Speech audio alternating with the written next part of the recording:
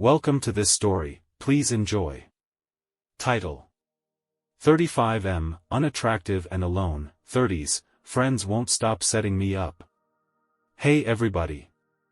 I am hoping to get some advice on my current predicament with my friends Sam and Sarah. You see, I am very unattractive. I don't mean that as a put down on myself but as an objective fact about my appearance. I have a naturally unappealing face with several body scars that make me difficult to look at for some people. I've had most of these scars for most of my life, and of course, I was born with my face, so I've never been much to look at. I have tried to compensate in other aspects of life. I have a decent job, I'm tall, and I'm in very good shape. I go to the gym and eat well. Sadly, this is far from enough to make up for how I look. I have had very few relationships and only one serious partner despite my efforts. I put myself out there for years and was rejected by dozens of women before meeting one who I thought could look past my appearance. We had a brief relationship, but after a month, she came to my place crying and saying that though she found me attractive as a person, she couldn't get over my appearance and felt terrible.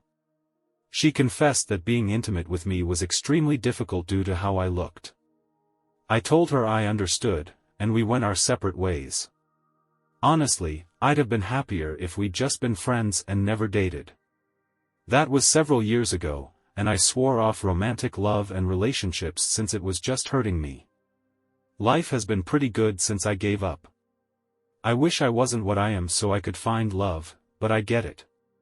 I made some great friends, Sam and Sarah. We've been friends for a few years now and get along great.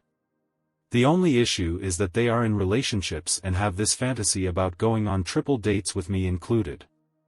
The problem is, of course, that I don't date, so they have been trying to play matchmaker. There have probably been 7 or 8 attempts to set me up with some friend or acquaintance of theirs, ranging from being blindsided with a date when I thought I'd just be hanging out with them to inviting girls to parties and trying to push us together all night. I hate it. I feel bad for these girls because obviously they weren't told about this either, and now they have to play nice with the awkward guy their friends set them up with. Not only that, but there is this look in their eyes that I'm sadly used to now. It's a combination of sadness and discomfort that overcomes them when we make eye contact. I can feel them looking at every mark on my face, getting more and more uneasy. Of course, they're uncomfortable. This 6'6" man who looks different from most people has become their date for the night. I'd be uncomfortable too. I tell Sam and Sarah every time not to set me up because I don't want to date, but they get so excited to finally find the one for me that they do it anyway. Last week, they came over to hang out, and Sarah kept mentioning this friend of hers from work and started showing me pictures. I saw where this was going. And when I found out they invited her to Sam's party in a few weeks, I said cool, I look forward to meeting her, but this isn't a date, and I won't let them push me onto the poor girl. She's cute, and from what they tell me, I'm sure we'd get along great if I were more typical, but that just isn't the case. Sarah got upset at me and asked why I wouldn't just give her a shot, so I asked if this girl had even seen a picture of me or heard about me. She admitted that she had not and hadn't planned on showing her my pic or even telling her about me until the night of the party. I'll admit I snapped and told both of them to stop playing matchmaker. I was sick of it and showed them texts from 2 of the girls they set me up with. These girls were kind enough to tell me they liked me but weren't physically attracted to me.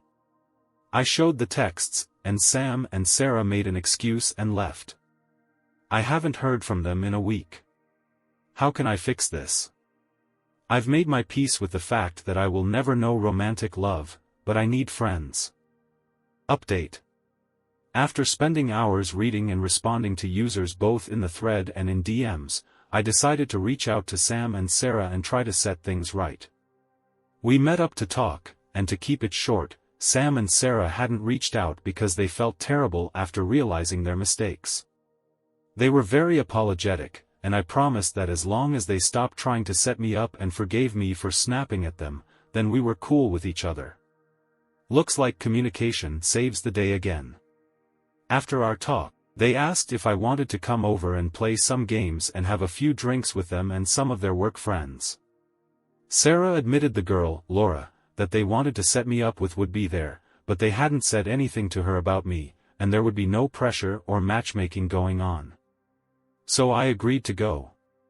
Last night, I came over for drinks and games. I met Laura without some awkward blind date pretext, and she's a lovely person. We have several interests in common, and she and I have very similar jobs within different companies, so we had a lot to talk about. It was great. They didn't meddle, and I got a new friend. Easy peasy.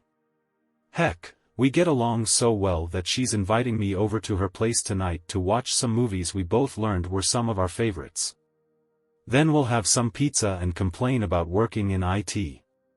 So my social life is alive and well, it seems. That's about it as far as my update is concerned. Sam, Sarah, and I are cool. I made a new friend, and I got to talk to so many wonderful people on Reddit. I want to thank all of you for taking the time to read my post and give me your opinions and advice. There are some really great folks in this community. Heck, I'm still receiving a few messages a day of kindness from you awesome people. In the meantime, I've been reflecting a lot on how to navigate friendships and boundaries. Sam and Sarah's genuine apology showed me that sometimes people just need a moment of realization to understand how their actions affect others. It feels good to have that weight lifted and to know that they respect my feelings and boundaries moving forward. I'm also excited about my growing friendship with Laura. It's nice to meet someone without any pretense or expectations. We bonded over shared interests and similar job experiences, which made our conversations flow effortlessly. Having someone to connect with on that level is refreshing. So, as things stand, my social life is looking up. I've reconnected with my friends, made a new one, and have received overwhelming support from this community. I'm genuinely grateful for everyone's advice and kind words. It's been a roller coaster, but I feel more optimistic about the future. Thanks again to everyone who took the time to reach out and support me. You all are amazing.